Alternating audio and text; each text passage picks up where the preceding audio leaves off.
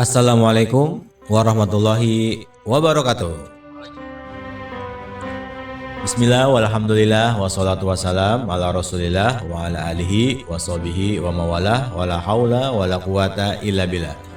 Amma ba'du, rabbi shrah li sadri wa yassir li amri wahlul 'uqdatam min lisani yafqahu qawli. Selamat datang Narabala Kiswa, kajian, siniar, dan dakwah.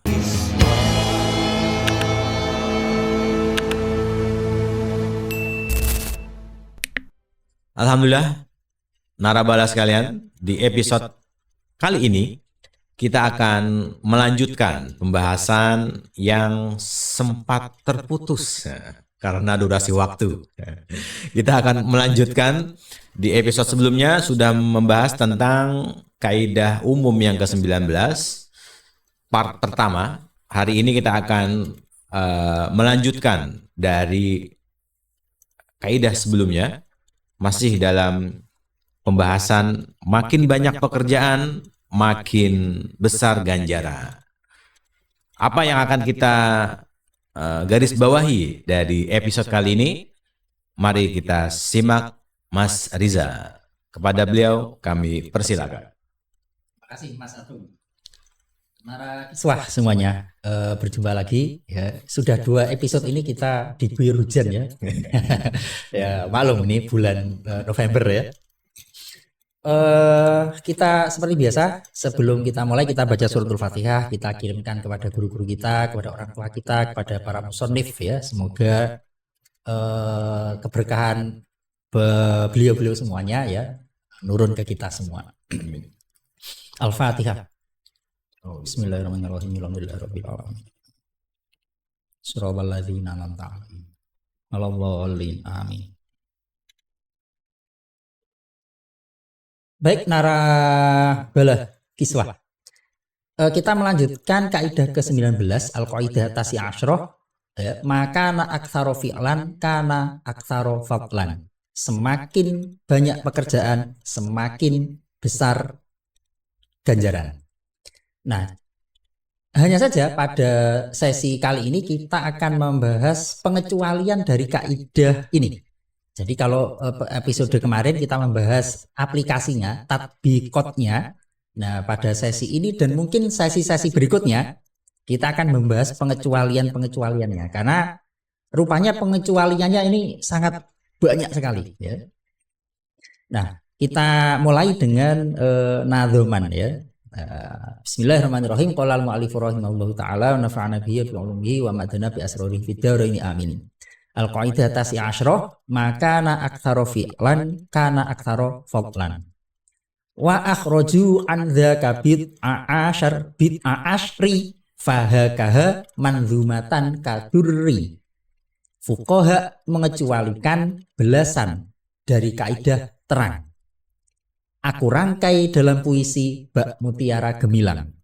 Nah, jadi di kaidah nazm ini dibuka dengan para ahli fikih mengecualikan beberapa kasus fikih yang tidak bisa dimasukkan dalam kaidah semakin banyak pekerjaan semakin besar ganjaran. Nah, jumlahnya ada bid'a asyar, ada belasan.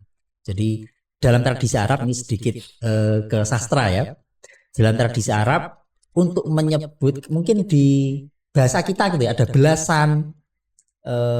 Kalau di Jawa itu kalau 20-an namanya likuran. Likuran ya. Itu 20-an. Nah, dalam tradisi Arab ada bid'a asyar. Bid'a asyar itu bilangan minas salasah ila tis'ah. Sebagian mengatakan minal arba'ah ila tis'ah. Ditambah asyar berarti ya ada sekitar 13-an atau 14-an. Fahakaha manzumatan kadurinnya. Silahkan dibaca puisi yang seperti mutiara gemilang. Nah, manzumah kadurin. Kita lanjutkan dengan bagaimana pengecualiannya. Wa dzalikal qasru 'alal itmami yafdulu fit salasatil ayyami. Salat qasar lebih utama daripada itmam penuh dalam perjalanan melebihi 3 hari jarak tempuh. Nah, jadi salat mestinya ya, itmam itu sholat duhur 4 rakaat. Nah 4 rakaat itu aksaro fi'lan, mestinya aksaro fatlan. Tapi dalam hal ini tidak berlaku. Qashar kalau jarak tempuhnya sudah 3 hari perjalanan jarak tempuh itu lebih utama daripada kita melakukan sholat dengan itmam, ya, kita melakukan secara penuh, ya, karena ini sudah melebihi jarak tempuh yang diperdebatkan oleh para ahli fikih. Ya, jumhur berpendapat jarak tempuhnya itu 2 marhalah.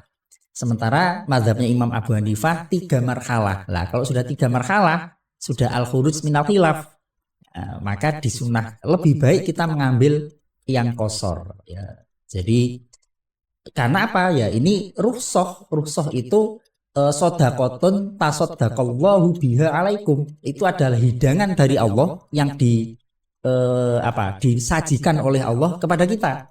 Ya, jadi ibarat kita bertamu disuguhi, ya kita nikmati. Alasannya ada 2 sebenarnya, ya. Iktidaan bi Rasulillah sallallahu alaihi wasallam, dan yang kedua khurujan min khilafiman aujabahu ka Abi Hanifata. Jadi Imam Abu Hanifah kalau sudah sekian 3 hari perjalanan itu harus wajib di qashar. Nah kalau begitu standarnya secara umum berapa sih jarak qashar? Nah di situ saya cantumkan biar Mas Atung tidak terdiskriminasi, ya. Kok yang dikutip Darul Ifta Mesir terus, ya? Karena Mas Atung pernah ke Qatar, ini saya kutip dari Kementerian Qatar. Waqala Wizaratul Auqaf Fasyu'un Al-Islamiyah Qatar, ya, di Qatar. Wal masafah al-mubihah lil qashar, jarak tempuh minimal yang diperbolehkan untuk mengqashar adalah arba'atu burudin, 4 barit, ya, 4 barit. Wahia mayu adilu salasatan wasamanina kilometron, itu sebanding dengan 83 kilometer. Wahwa qaulul jumhur. Nah, beda dengan mazhabnya Imam Abu Hanifah. Nah, kalau menurut kembali lagi Darul Ifta Mesir, karena gini, kenapa saya rujuk ke fatwanya Darul Ifta? Untuk memudahkan menghitung jarak tempuh. Di Darul Ifta disebutkan wasafar at-tawil huwa ma yabluhu marhalataini. Jadi minimal jarak tempuh bisa mengqashar adalah yang sampai 2 marhalah. 2 marhalah, 1 marhalahnya berapa? 1 marhalah itu tusawi, saya munculkan di situ 44,52 km. Nah, jadi itu jarak 1 marhalah. Nah, jarak 1 marhalah belum boleh qashar. Yang boleh qashar minimal 2 marhalah. 2 marhalah berarti 44,52 kali 2. Ada 89,4 km. Nah, kalau kita ilustrasikan kira-kira seperti ini. Wah, ini kita main-main. Nah, jadi kalau jarak tempuh 1 hari atau kira-kira 1 marhalah itu berarti 44 km. Wah, sampai situ kita start. Nah, kalau sampai situ kita belum boleh qashar. Nah, kita lanjut lagi. Nah, sampai di situ kita mulai boleh qashar. Tapi menurut mazhabnya Imam Abu Hanifah jarak itu belum boleh. Nah, kalau sudah sampai di situ kita disunnahkan malah qashar. Jadi qashar lebih utama kalau sudah sampai pada jarak tempuh 3 kali 44,52. Ini standar yang dirujuk oleh Darul Ifta Mesir. Jadi Qatar tidak sedetail itu masalahnya. Ini pengecualian yang pertama. Pengecualian yang kedua, kita baca puisinya. Tsummal duha sama nurok atin abar wa iyakun aksaruha sintai asyar. Lalu sholat duha 8 rakaat lebih utamanya, walau 12 rakaat adalah maksimalnya. Jadi maksimal sholat duha itu 12 rakaat, tapi lebih utama dilaksanakan dengan 8 rakaat saja. Kenapa? Itu saya buat bagannya. 12 rakaat itu satu alasannya hadisnya diriwayatkan oleh Abi Dzar itu dhaif. Di antara yang menilai sanadnya dhaif adalah Imam Nawawi, ya, disampaikan di kitab Majmu' Syarah Muhadzab. Nah, maksimalnya adalah ya banyak hadis sahih menjelaskan ya maksimalnya 8 saja. Nah, kalau gitu menarik dari 8 ke 12 ya itu perdebatan. Nah, dulu kita kalau teman-teman narabala kiswah yang pernah ngaji di Seoul ya, dulu ada kita materi mustalah hadis ya Mas Bung ya. Di mustalah hadis disebutkan bahwa hadis dhaif itu boleh diamalkan untuk fadhailul a'mal. Nah, rakaat duha yang dari 8 ke 12 sisanya itu kita masukkan dalam fadhailul a'mal saja. Jadi al hadits al dhaif yu'malu fi fadhailil a'mal. Jadi 12 tadi itu hadisnya dhaif. Boleh nggak diamalkan? Boleh, tapi statusnya fadhailul a'mal. Berikutnya ini kalau pakai tablet al witru bi salasi rakaatin. Salat witir itu maksimal 11 rakaat. Tapi ada pendapat yang mengatakan lebih utama dikerjakan 3 rakaat. Ya, kita baca puisinya. Wal witru ma bi salasin yuf'alu fa innaha mimma yazidu afdalu. Salat witir kadang 3 rakaat dikerjakan. Namun lebih banyak, lebih utama dibandingkan. Lakin ala qaulin dhaifin nukila anil basiti wal imami dzil ula. Namun itu adalah pendapat lemah dikutipkan dari kitab Al-Basit dan Imam Haramain pemilik mahkota kemuliaan. Jadi nah ini menarik ini ya, perdebatan antara ini saya gambarkan perdebatannya. Nah, nanti teman-teman narabala kiswah bisa udah teman-teman narabala kiswah lagi. Walau udah lama nggak syuting ini. Nah ini perdebatan di kalangan internal Syafi'iyah. Witir 3 rakaat lebih utama daripada biaksaro, daripada lebih. Yang mengatakan 3 rakaat lebih utama itu diantaranya adalah Imam Ghazali, disebutkan di kitab beliau Al-Basit. Imam Ghazali juga nggak sembarangan. Beliau mengikuti gurunya. Siapa? Adalah Imamul Juwaini, Imamul Haramain. Cuma pendapat ini kemudian ternyata bertentangan dengan misalkan yang disampaikan oleh Imam Nawawi di Al-Majmu' Syarah Al-Muhadzab. Jadi di Al-Majmu' Imam Nawawi menyebutkan sebaliknya, yang lebih utama adalah ya semakin banyak semakin utama. Artinya apa menurut Imam Nawawi? Witir 5 rakaat dibandingkan dengan 3 rakaat ya lebih utama yang 5 rakaat dong. Nah. Wa naqalahu Ibnu Rif'ah Anir Ruyani wa Abi Thayyib. Jadi yang mengatakan, yang melemahkan pendapatnya Imam Haramain dan Imam Ghazali juga tidak sembarangan dan tidak sedikit juga.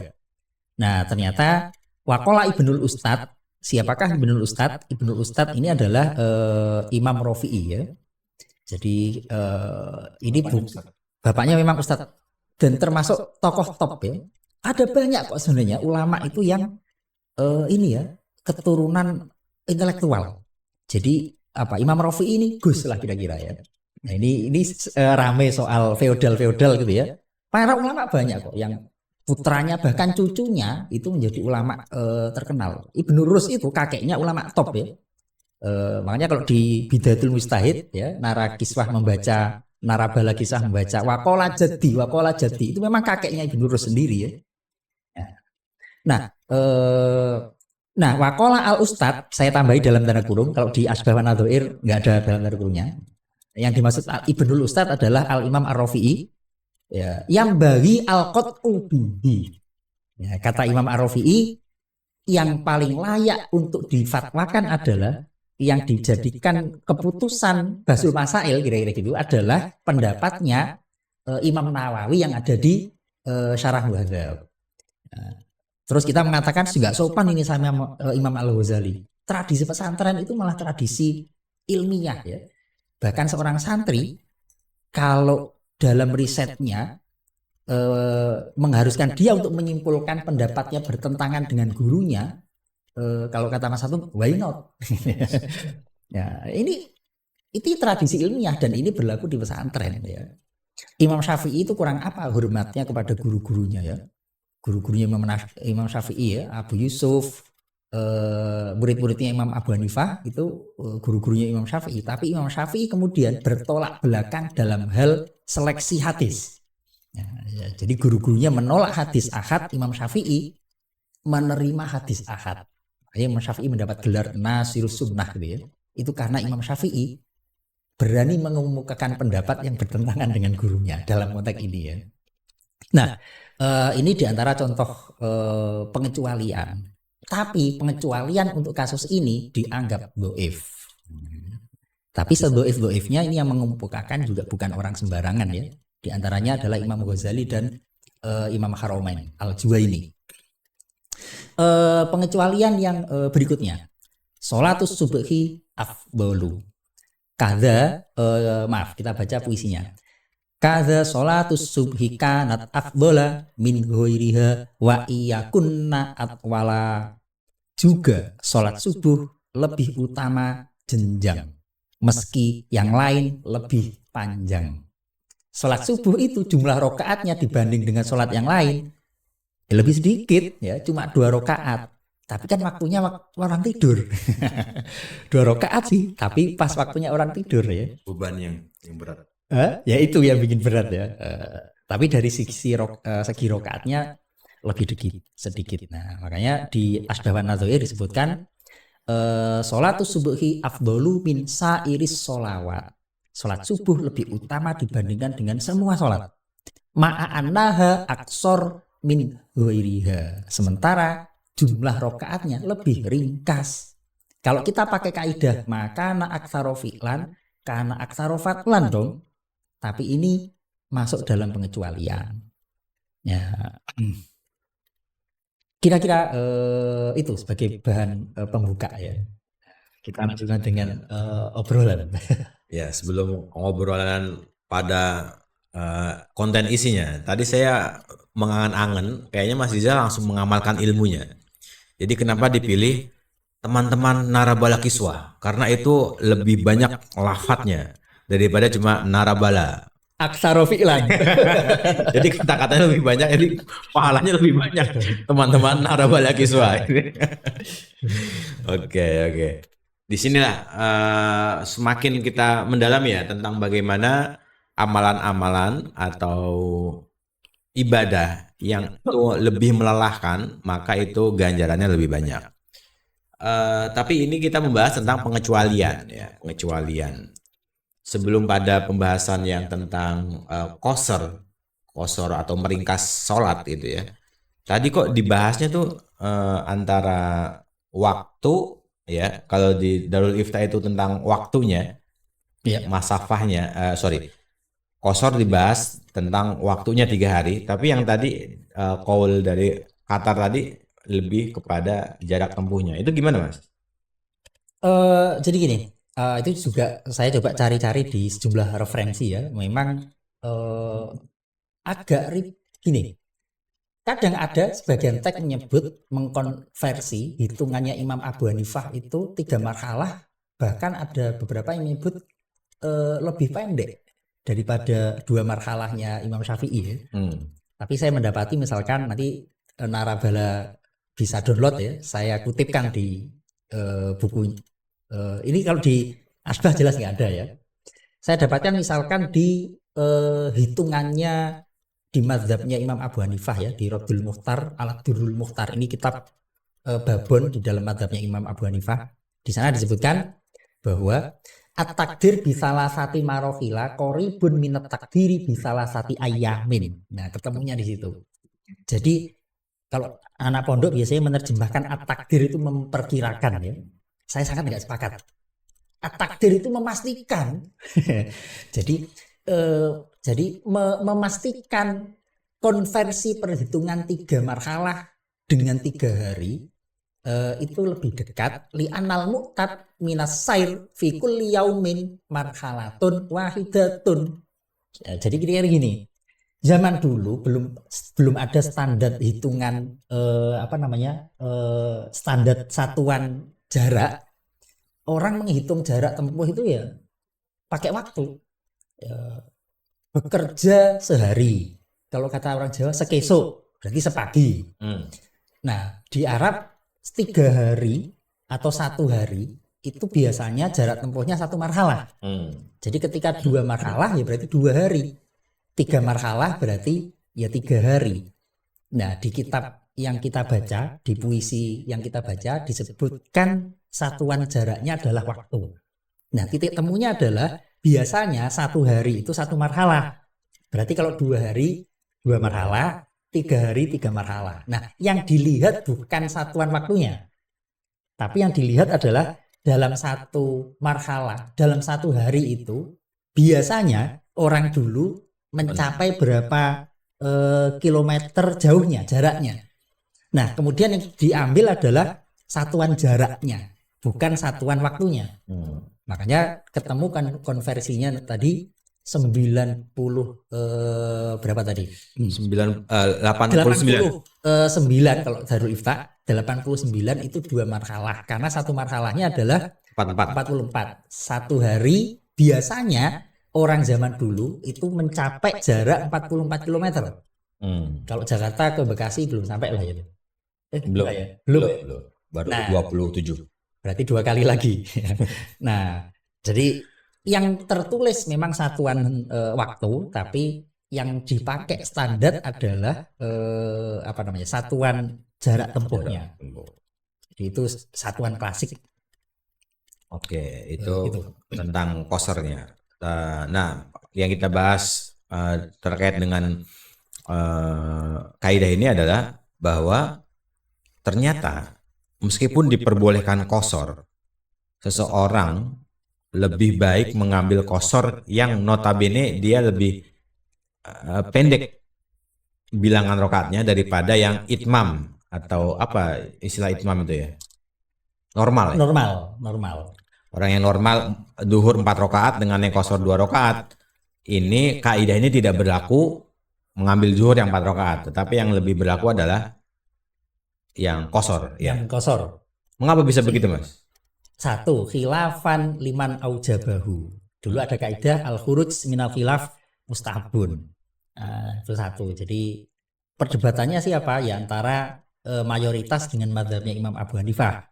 Kalau menurut mazhabnya Imam Abu Hanifah, kalau sudah 3 marhalah atau 3 hari, 3 marhalah ya, 100 sekian kilometer harus qashar. Nah, al-khuruj minal khilaf ya mustahabun. Nah, itu 1. Yang kedua, ya ini kan sudah luar biasa jauh gitu ya. Nah, kita apa salahnya sih ya menyambut sedekah dari Allah ya, sedekahun tasaddaqallahu alaikum. Jadi itu adalah ya suguhan dari Allah. Jadi bayangkan kita bertamu, kita sudah menyiapkan sajian tapi nggak dimakan. Itu kan ya kecewa lah tuan rumahnya.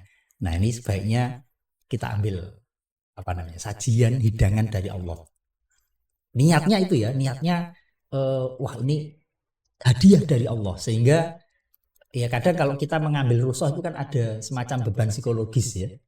Masa iya sih sholat zuhur yang harusnya 4 kok tinggal 2? Ini hamba model apa ini ya? Atau misalkan harusnya dilaksanakan tidak dengan dijamak, tapi kemudian malah dijamak. Ini kok kayaknya kita ngambil, masa iya sih di perintah Allah kok kita ngambil keringanan? Nah, justru agar kita tidak muncul beban psikologis ketika mengambil rukhsah, ya kita seakan-akan ini hidangan dari Allah. Terus kita nikmati dengan penuh kegembiraan. Apalagi ada faktor penyebabnya bahwa Anda sedang berpergian gitu ya. Apalagi ada faktor yang mendatangkan rukhsahnya itu ya. Oke, clear. Kalau tentang ini clear. Yang selanjutnya tentang ini, Mas. Kenapa sholat duha 8 rakaat itu lebih utama daripada yang 12. Sementara kalau dihitung secara bobot dan bebet sholat duha yang 12 rakaat ini lebih payah, lebih capek daripada yang 8 rakaat. Tapi kenapa yang diafdolkan adalah yang 8? Mungkin tadi sudah kita singgung sebenarnya ya. Jadi satu, hadis yang menyatakan tentang maksimal sholat duha ada 12 rakaat itu diriwayatkan dari Abu Dzar, hadisnya dhaif, Lemah ya. lemah, dan Imam Nawawi juga memvonis ini hadisnya lemah. Nah, kalau hadis-hadis yang sahih terkait dengan pelaksanaan sholat duhanya Nabi itu aktsaru ma shahha anhu adalah sama nih rokaatin 8 rokaat. Jadi ya persoalannya karena hadisnya dhaif. Nah, sementara hadis dhaif ya nggak mesti langsung dibuang begitu saja, masih bisa diamalkan dalam status fadhailul a'mal. Jadi kalau 12 ya sandarannya hadis dhaif, tapi kalau 8 sandarannya hadis sahih. Dan mungkin kenapa 8 lebih utama? Soalnya kalau 12 dia sholat duha setiap hari, jadi nggak kerja. Capek sholat doang, nggak capek kerja. Atau jadi pelarian malah deh. Dekom di masjid gitu ya. Ya masuk akal juga, Untung yang disohehkan adalah yang 8 ya. Untung. Ya. Tapi banyak orang juga yang melakukan bukan 8 rakaat mas, 4 rakaat ya. Itu lebih kalau dibandingkan 4 dengan 8 rakaat, maka yang diafdolkan adalah maka aktsaro fi'lan, berlaku kaidah ini. Ya. 8 rakaat. Kalau yang 4 itu memang ada hadis ya, setiap pagi sholat 4 rakaat Allah akan mencukupi. Yang ini kemudian banyak orang menerjemahkan dengan kecukupan secara finansial. Yang namanya cukup kan enggak melulu finansial. Dan kalau ritual teologis itu saya lebih sepakat ya maknanya kecukupan dari perspektif teologis gitu. Makanya orang sholat duha nggak kerja ya mungkin cukup sih, cuma nggak punya duit. Oke, ini waktu kita mau habis Mas Zal. Yang terakhir ya meskipun kita sudah terlanjur bahas sholat duha ya, ini kan sholat duha diyakini sebagai pembuka pintu rezeki. Itu bagaimana Mas? Ya itu tadi ya, jadi kalau hadis dhaifnya itu mungkin kita bisa baca sebenarnya fadilahnya nggak cuma ya orang memang pikirannya duit mulu ya. Hadis dhaif itu menjelaskan diantaranya fadilahnya sholat duha. Jadi kalau sholat duhanya 2 rakaat, fadilahnya lam tuktab minal ghafilin. Jadi kalau pengen ingatannya kuat, 2 rakaat duha. Au arba'an kutibat minal muhsinin. Kalau Anda pengen menjadi orang baik, 4 rakaat sholat duha. Au sitan kutibat minal qonitin. Kalau 4 rakaat, 6 rakaat minal qonitin. Orang-orang yang istiqomah. Nah, ini saya ambil dari Syekh Yasin Padang ya. Nah, kemudian kalau 8 rakaat minal faizin. Kalau pengen menjadi orang beruntung ya sholat duha 8 rakaat. Kalau 10 rakaat lam yuktab alaika dzalikal yaum dzambun. Di hari itu Anda akan tidak mendapat dosa lah kira-kira. Nah, kalau 12 rakaat nah ini nih, banallahu laka baitan fil jannah. Enggak di dunia rumahnya, tapi kalau sholat duhanya 12 rakaat nanti Allah membangunkan istana di surga. Di surga tapi enggak sekarang. Terima kasih Mas Rizal. Ini pembahasan kita cukup melanjutkan yang kemarin tentang bagaimana kaidah ini juga ada pengecualiannya. Ingin tahu selanjutnya bagaimana kaidah ini kita bahas? Saksikan di episode selanjutnya insya Allah. Terima kasih, mohon maaf. Tetap di Soul Pesantren Kiswah. Wassalamualaikum warahmatullahi wabarakatuh. Waalaikumsalam warahmatullahi wabarakatuh.